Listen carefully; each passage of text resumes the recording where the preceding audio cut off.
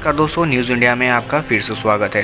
दोस्तों आज की इस वीडियो में हम लोग बात करने वाले हैं एक ऐसे न्यूज़ के बारे में जिसको सुनकर आपको शायद आश्चर्य होगा कि आजकल हमारे देश में राजनीति का कहां कहां पहुंच हो गया है।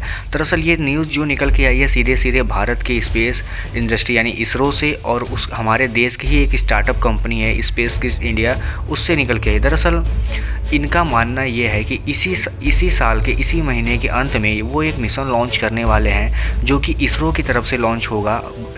उन कंपनियों यानी उन स्टार्टअप्स के कुछ सैटेलाइट को लॉन्च करेगा इसरो, जो कि भारत में इसी साल बने हैं। दरअसल उनका प्लानिंग ये है कि वो चाहते हैं कि उस सैटेलाइट में यानी कि जिसमें जो कि इस महीने के अंत में लॉन्च होगी, उसमें भगवत गीता की एक कॉपी और प्रधानमंत्री मोदी की एक फ़ोटो भेजी जाए। और इतना ही नहीं दोस्तों, उनकी प्लानिंग ये भी है कि उसमें करीब करीब 25,000 लोगों के नाम भी होंगे जो कि इंडियन सिविलियन हैं।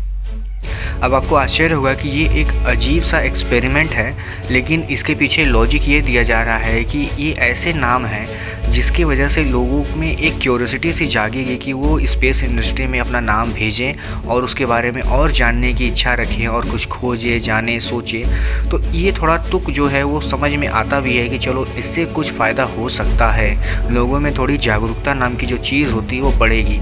लेकिन स्पेस में भगवत गीता की एक कॉपी और प्रधानमंत्री नरेंद्र मोदी की एक फ़ोटो भी भेजना, इसके पीछे का लॉजिक मुझे नहीं समझ में आया। आपको अगर समझ में आया तो मुझे बताइएगा। हालांकि इसके बारे में चलिए हम बात कर लेते हैं कि असल में ये पूरा मैटर है क्या।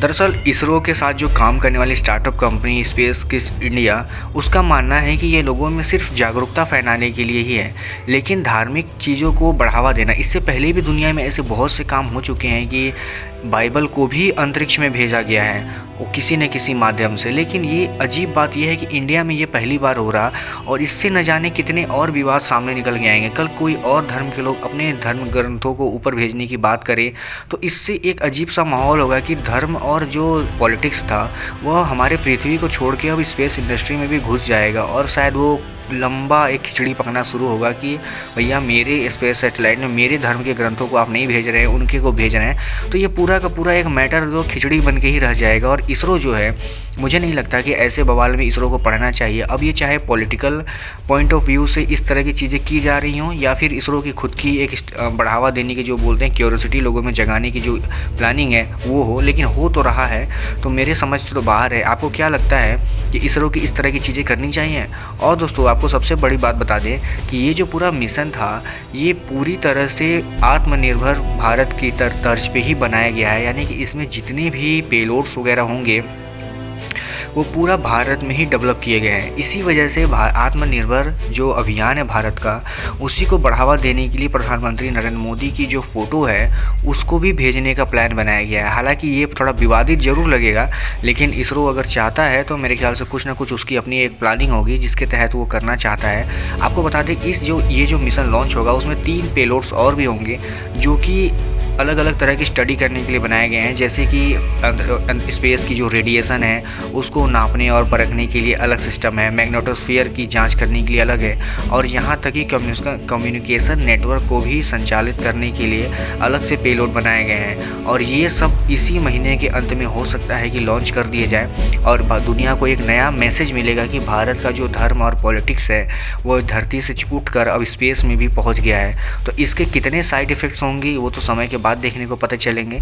लेकिन अभी फ़िलहाल हमारे देश में जैसे हमारे देश की जो डेमोक्रेसी है और हमारे देश का जो कल्चर है वो हर देश को, हर नागरिक को अपने अपने तरह से काम करने की आज़ादी देता है। लेकिन अगर स्पेस इंडस्ट्री यानी इसरो जैसी संस्था अगर किसी एक धर्म के लोगों को इस तरह से बढ़ावा देगी, चाहे वो हिंदू हो या मुस्लिम हो, तो मुझे लगता है कि बाकी जो धर्म के लोग हैं उनको थोड़ा ज़रूर ठेस पहुँचेगा, क्योंकि हर धर्म के लोग चाहते हैं कि उनके धर्म की जो चीज़ें हैं वो ज़्यादा आगे बढ़ें। अब आपको बता दें कि इसरो इसके अलावा भी इसी फरवरी के महीने के अंत में हो सकता है कि ब्राज़ीलियन सैटेलाइट यानी कि जो कि ब्राज़ील का एक सैटेलाइट है अमेजोनिया 1, उसको लॉन्च करेगा, जो कि पूरी तरह से ब्राज़ील के लिए बनाया गया है और वहाँ की पूरी दिशा को देख के डिज़ाइन किया गया था इसको। तो ये ब्राज़ील के लिए काफ़ी हेल्पफुल होगा। अब दोस्तों ये तो थी इस महीने की जो न्यूज़ जो कि इस महीने हमको देखने को मिल सकती है।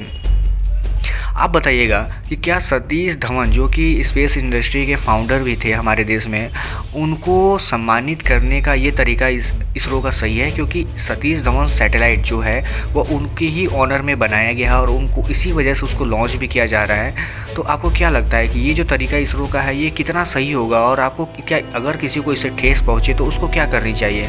आप अपनी राय जो भी हो मुझे कमेंट बॉक्स में ज़रूर बताइएगा। हालांकि मैं अभी किसी को जज नहीं कर रहा हूँ, क्योंकि मुझे नहीं लगता कि जज करना हम लोग के बस की बात है, लेकिन फिर भी मुझे लगता है, इतना तो लगता है कि शायद इससे किसी न किसी को ठेस पहुँच सकता है। और हमारी इसरो जैसी संस्था को इन सब चीज़ों में नहीं पड़ना चाहिए, वो इंडिपेंडेंट होकर काम करना चाहिए। क्योंकि इस देश की चाहे कोई भी आबादी हो, चाहे हिंदू, मुस्लिम, सिख, ईसाई कोई भी हो, पॉलिटिशियंस हो, हर कोई इसरो को उसी नज़र से देखता है जैसे कि हम देखते हैं और आप देखते हैं। तो आप अपने राय मुझे कमेंट बॉक्स में ज़रूर बताइएगा, और इसरो की पहल आपको कैसी लग रही है ये वाली, ये भी बताइएगा। अगर आप हमारे चैनल पर पहली बार आ रहे हैं, आपको और भी इंडियन डिफेंस और इंडियन स्पेस साइंस रिलेटेड और वीडियोस देखने हैं तो चैनल को सब्सक्राइब कर लीजिएगा, क्योंकि हम ऐसे ही वीडियोस रोज़ लाते रहते हैं। तो चलिए कल मिलते हैं किसी और वीडियो में किसी और टॉपिक के साथ, तब तक के लिए धन्यवाद।